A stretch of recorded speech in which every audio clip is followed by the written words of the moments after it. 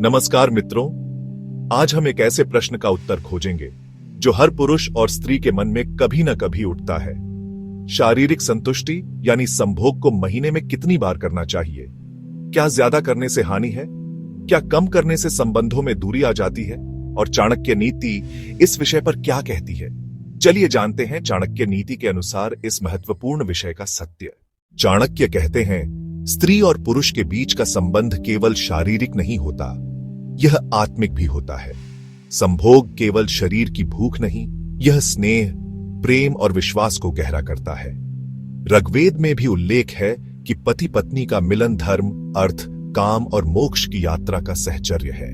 इसलिए शारीरिक संतुष्टि को पाप न माने, यह तो गृहस्थ जीवन का स्तंभ है। लेकिन हर चीज में संतुलन आवश्यक है और यही चाणक्य नीति का मूल सिद्धांत है। आचार्य चाणक्य की नीतियां हमें जीवन के हर पहलू में संतुलन का महत्व सिखाती हैं और यह बात गृहस्थ जीवन पर भी लागू होती है। चाणक्य नीति स्पष्ट रूप से कहती है, अत्यधिक कामेच्छा यानी काम वासना में पूरी तरह डूब जाना व्यक्ति को भीतर से खोखला कर देता है। यह उसे शारीरिक रूप से दुर्बल, मानसिक रूप से आलसी और अंततः रोगी बना देती है। जब कोई व्यक्ति केवल शारीरिक सुख के पीछे भागता है तो वह अपनी जीवन ऊर्जा, जिसे वीर्य या ओज कहा गया है, उसका नाश करता है। यह केवल एक शारीरिक तत्व नहीं, बल्कि मनुष्य के तेज, बल और मानसिक स्पष्टता का स्रोत है। इसके अत्यधिक क्षय से चेहरे का तेज और शरीर का ओज घटता है, जिससे व्यक्ति निस्तेज और थका हुआ दिखने लगता है। उसकी कार्य करने की क्षमता में भारी गिरावट आती है, मन किसी भी काम में नहीं लगता और आयु पर भी इसका सीधा विपरीत प्रभाव पड़ता है। लेकिन चाणक्य यह भी चेतावनी देते हैं कि सिक्के का दूसरा पहलू भी उतना ही खतरनाक है। जितना अधिक करना नुकसानदेह है, उतना ही इस रिश्ते से पूरी तरह विमुख हो जाना भी संबंधों को कमजोर करता है। यह एक नाजुक धागे की तरह है, जिसे ज्यादा खींचने या ढीला छोड़ने दोनों से टूटने का खतरा रहता है। यदि पति पत्नी के बीच महीनों तक शारीरिक निकटता नहीं होती, तो उनके मन में धीरे धीरे असंतोष और निराशा पनपने लगती है। यह दूरी सिर्फ शारीरिक नहीं रहती, बल्कि भावनात्मक और मानसिक भी हो जाती है। एक दूसरे के प्रति संदेह, शिकायतें और अकेलापन घर कर जाता है। इससे उनके आपसी प्रेम में गहरी खाई आ जाती है और परिवार की वह नींव, जो विश्वास और अपनेपन पर टिकी होती है, बुरी तरह हिल जाती है। इसीलिए आचार्य चाणक्य एक सुनहरे मध्य मार्ग का उपदेश देते हैं। वे कहते हैं, गृहस्थ जीवन में संतुलन बनाए रखना ही सबसे बड़ा धर्म और सबसे बड़ी बुद्धिमानी है। यह संतुलन का अर्थ है अपने साथी की भावनाओं और जरूरतों का सम्मान करना और आपसी समझ के साथ एक सामंजस्यपूर्ण रिश्ता बनाना। यह रास्ता है संयम और विवेक का। न तो इंद्रियों का दास बनना है और न ही उन्हें पूरी तरह से नकारना है। न अधिक न कम, बल्कि एक मर्यादित और प्रेमपूर्ण जीवन जीना ही सच्चा ज्ञान है। यही वह मार्ग है जो दाम्पत्य जीवन को सुखी, स्थिर और समृद्ध बनाता है और परिवार को टूटने से बचाता है। आज की दुनिया इस विषय पर अक्सर भ्रमित रहती है, लेकिन चाणक्य नीति जैसे प्राचीन ग्रंथ हमें स्पष्टता प्रदान करते हैं।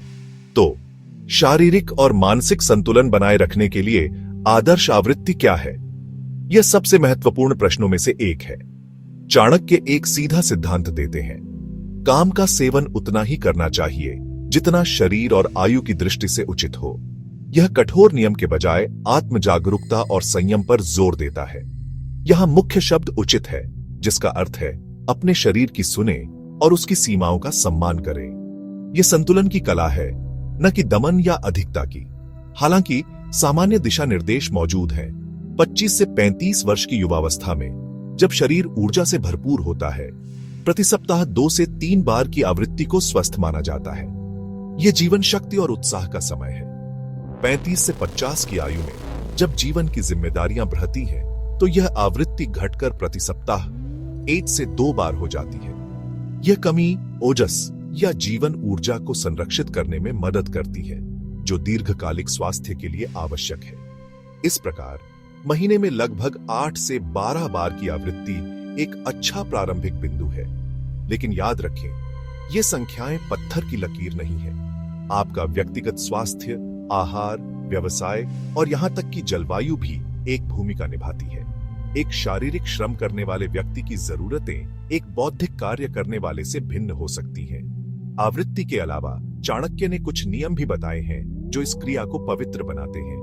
पहला, भारी भोजन के तुरंत बाद संभोग न करें, क्योंकि शरीर की ऊर्जा पाचन में लगी होती है।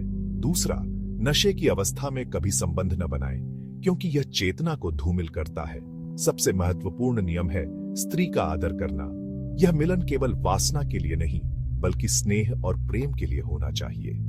अंत में चाणक्य समय, स्थान और शुचिता का ध्यान रखने पर जोर देते हैं। एक शांत, स्वच्छ स्थान और मानसिक शांति इस अनुभव को दिव्य बनाती है। मित्रों, चाणक्य नीति हमें सिखाती है कि जीवन का हर पहलू संतुलन पर टिका है। यह एक सार्वभौमिक सत्य है जो हमारे व्यक्तिगत, सामाजिक और यहां तक कि हमारे अंतरंग संबंधों पर भी लागू होता है। जब बात आती है वैवाहिक जीवन में संभोग की, तो चाणक्य का दर्शन हमें अति और अभाव दोनों से बचने की सलाह देता है। न अधिक न कम, बल्कि उचित मात्रा में संभोग ही शरीर, मन और आत्मा को संतुष्टि देता है। अत्यधिक लिप्तता जहां शारीरिक ऊर्जा और ओज का क्षय करती है, वहीं इससे पूर्ण विमुखता मानसिक तनाव और रिश्तों में दूरियां पैदा कर सकती है। यह संतुलन ही एक स्वस्थ शरीर और मजबूत रिश्ते की नींव रखता है। इसीलिए शास्त्रों के आधार पर महीने में लगभग 8 से 12 बार का संसर्ग एक सामान्य मार्गदर्शन माना गया है। लेकिन याद रखें, यह कोई पत्थर की लकीर नहीं, बल्कि एक दिशा निर्देश है जो व्यक्ति की आयु और स्वास्थ्य पर निर्भर करता है। सबसे बड़ा नियम है संयम और संतुलन। यह केवल एक शारीरिक क्रिया नहीं, बल्कि दो आत्माओं के बीच प्रेम, सम्मान और समझ का प्रतीक है, जब इसे सही भावना के साथ किया जाए।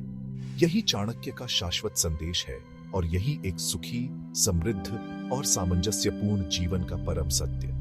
इस ज्ञान को अपने जीवन में उतारें और अपने संबंधों को एक नई ऊर्जा प्रदान करें। धन्यवाद मित्रों, इस ज्ञान यात्रा में हमारे साथ बने रहने के लिए। हमें उम्मीद है कि यह जानकारी आपके जीवन में सकारात्मक बदलाव लाएगी। अगर यह वीडियो उपयोगी लगा हो तो लाइक करें, शेयर करें और हमारे परिवार का हिस्सा बनने के लिए चैनल को सब्सक्राइब करना न भूलें। आपके अनुसार संतुलन का क्या महत्व है? अपने विचार कमेंट्स में साझा करें।